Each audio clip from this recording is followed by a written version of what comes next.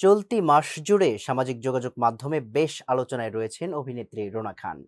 11 জন যুক্তরাষ্ট্রের হাডসন নদীর তীরে শার্ট প্যান্ট ও টি শার্টে তোলা কিছু সাহসী ছবি পোস্ট করে যেমন প্রশংসা ও সমালোচনার মুখে পড়েছিলেন, এবার তেমনি প্রশংসিত হলেন সম্পূর্ণ এক ভিন্ন রূপে। মঙ্গলবার সকালে নিজের ভেরিফাইড ফেসবুক পেজে যুক্তরাজ্যের বিখ্যাত আব্রাহাম লিঙ্কন মেমোরিয়াল এলাকা থেকে এক গুচ্ছ ছবি পোস্ট করেছেন রুনা খান। ছবিগুলোতে তাকে দেখা যায় লাল শাড়ি ও স্লিভলেস ব্লাউজে, পুরোপুরি বাঙালিয়ানা ঘরানার সাজে।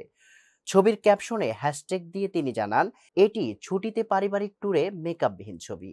এই পোস্টের পরপরই সামাজিক মাধ্যমে ভক্তদের প্রশংসার বন্যা বইছে। যেখানে আগের সাহসী লুক নিয়ে নানা বিতর্ক তৈরি হয়েছিল, এবার প্রশংসা পাওয়া ছবিগুলো যেন তার ব্যক্তিত্বের আরেক দিক উন্মোচন করলো। একটি ঐতিহ্যবাহী, সংবেদনশীল এবং আত্মবিশ্বাসী নারী। রুনা খান বরাবরই স্পষ্টভাষী ও সাহসী। বয়স নিয়ে গোপনীয়তা নয়, বরং উদযাপনের পক্ষে তিনি। বয়স লুকোনোর কিছু নেই, এই মনোভাবই নিজেকে প্রতিনিয়ত নতুনভাবে তুলে ধরেছেন তিনি। 40-এর কোঠায় এসেও সৌন্দর্য, অভিনয় ও ফ্যাশনে একাধারে আধুনিকতা আর শুদ্ধতার মিশেল তৈরি করেছেন। পূর্বে হাডসন নদীর পাড়ে নো মেকআপ লুকে শার্ট প্যান্ট পরা ছবি পোস্ট করে সামাজিক যোগাযোগ মাধ্যমে দৃষ্টি কেড়েছিলেন, তেমনি সমালোচনাও হয়েছিল।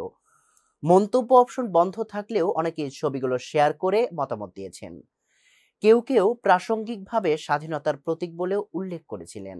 তবে এবারে লাল শাড়ি পরা রুনা খান যেন ভিন্ন এক আবহ তৈরি করেছেন। তার অনুরাগীরা বাঙালি রূপে যেন মুগ্ধ।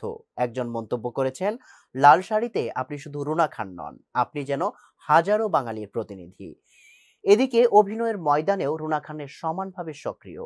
ঈদুল আজহায় মুক্তি পেয়েছে অমিতাভ রেজার ওয়েব সিরিজ বেহেমিয়ান ঘোড়া, যেখানে তার অভিনয় কুড়িয়েছে প্রশংসা। পাশাপাশি পাপ কাহিনী ও নীলপদ্মের মতো কাজেও দেখা গেছে তাকে।